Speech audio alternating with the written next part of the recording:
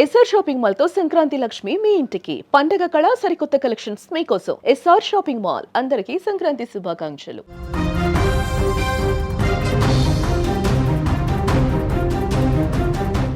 సంక్రాంతి వేళ మందుబాబులకు షాక్ తగిలిందని చెప్పుకోవచ్చు. ఏపీలో మద్యం ధరలు భారీగా పెంచడం జరిగింది. బాటిల్ పై 10 రూపాయలు పెంచారు.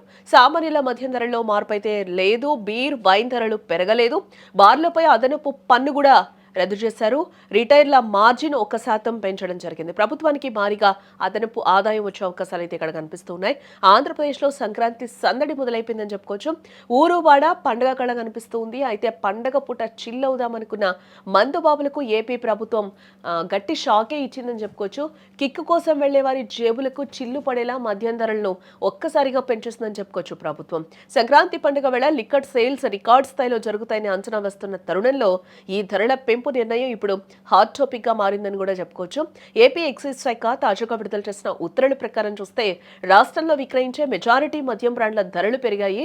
ఒక్క బాటిల్ పై అదనంగా 10 రూపాయలు పెంచుతూ కూడా ప్రభుత్వం ఈ నిర్ణయాన్ని అయితే తీసుకుంది. అయితే సామాన్యులకు భారం పడకూడదనే ఉద్దేశంతో 99 రూపాయల ఎంఆర్పీ కలిగిన 180 ml బాటిళ్లను ఈ పెంపు నుండి మినహాయించడం జరిగింది అధికారులు. అంటే సామాన్యులు ఎక్కువగా దాగే తక్కువ ధర మద్యం రేట్లలో ఎలాంటి మార్పు ఉండదని కూడా చెప్తూ ఉన్నారు. అలాగే బీర్, వైన్ మరియు రెడీ టు డ్రింక్ రకాల బాటిళ్ల ధరలను కూడా ప్రభుత్వం పెంచలేదు.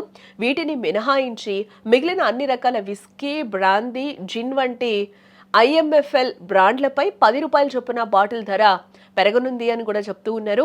ఈ నిర్ణయం తీసుకోవడం వెనుక ఒక కారణం కూడా కనిపిస్తుంది. తాజాగా బార్లపై విధిస్తున్న అదనపు రిటైల్ ఎక్సైజ్ సుంకాన్ని ప్రభుత్వం రద్దు చేసింది.